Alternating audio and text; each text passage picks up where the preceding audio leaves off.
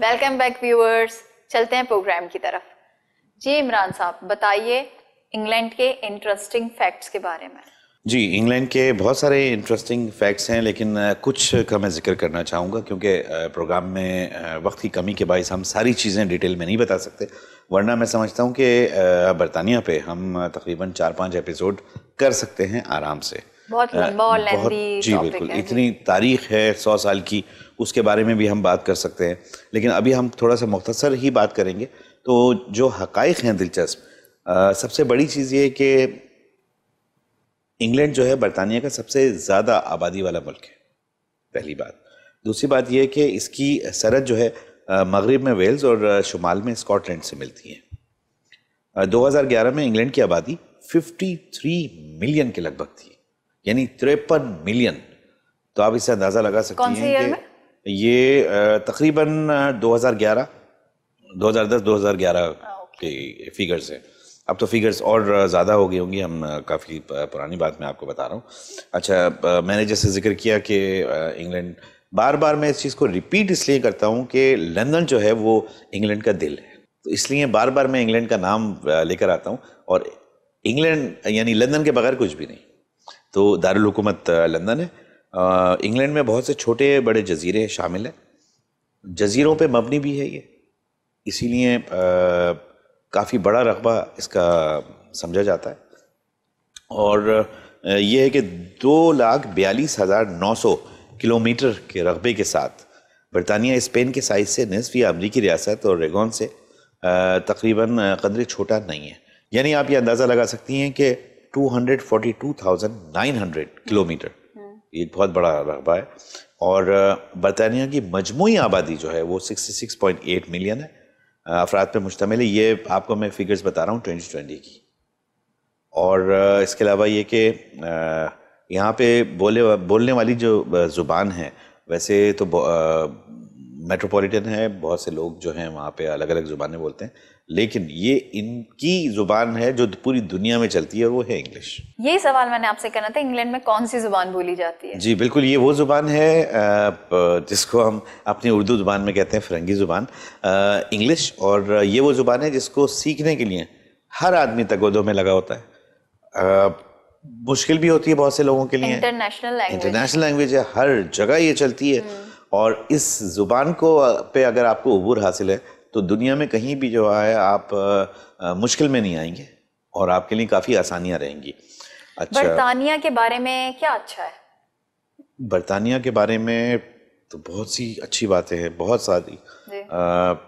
फिर मैं वही बात कहूँगा कि टाइम की कमी के बायस शायद हम इतना कुछ ना बता सकें, और इंशाल्लाह ताला हमारे नाजरीन के फीडबैक पे हम देखेंगे कि अगर बेहद इसरार पे हम और भी इंग्लैंड के बारे में एक प्रोग्राम करेंगे जिसमें मज़ीद डिटेल इंशाल्लाह ताला हम बताएंगे।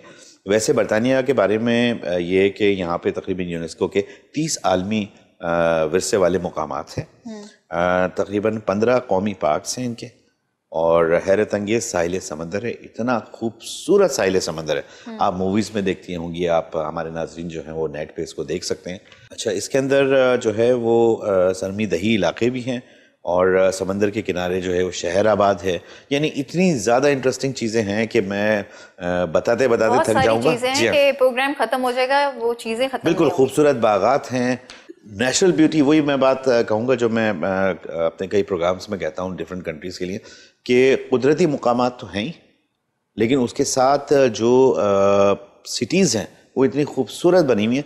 हाँ, एक चीज़ अच्छी मैं आपको बताऊँ यहाँ पे क्या है कि नई कंस्ट्रक्शन तो है, लेकिन वो पुरानी कंस्ट्रक्शन जो है उनको उन्होंने बाकी रखा हुआ है। जैसे हमने बिग बैन का जिक्र किया, जैसे कि और हिस्टोरिकल प्लेसेस भी हैं। बिल्कुल, बहुत सारी हिस्टोरिकल प्लेसेस है।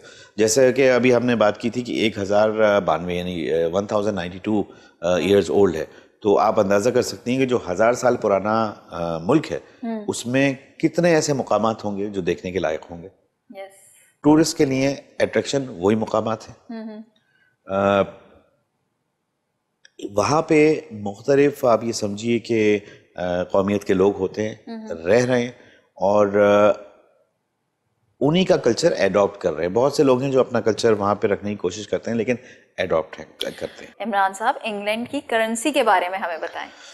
जी, इंग्लैंड की करेंसी, वैसे तो ये वो इन्फॉर्मेशन है जो हमारे नाज़रीन को लाजमी पता होगी, क्योंकि कहीं ना कहीं किसी ना किसी का रिश्तेदार जो है वहाँ पे मौजूद होता है। जी, इंग्लैंड की करेंसी जो है पाउंड स्टर्लिंग है, और जिसको हम GBP भी लिखते हैं कि ग्रेट ब्रिटिश पाउंड।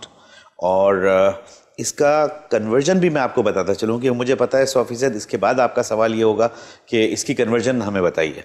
तो इसका कन्वर्जन रेट जो है वो बहुत तेज़ी से अभी पिछले दिनों बढ़ा है, और तकरीबन आप ये समझिए कि एक ब्रिटिश पाउंड जो है वो इक्वल टू तकरीबन 212-213 रुपीस है, पाकिस्तानी रुपीस। जी, तो वो लोग जिनके रिश्तेदार बाहर हैं और वो वहाँ से पैसा US डॉलर से ये ज़्यादा, जी ज़्यादा है, वो तकरीबन 155-156 के करीब है, और ये जो है बहुत तेज़ी से बढ़ा है।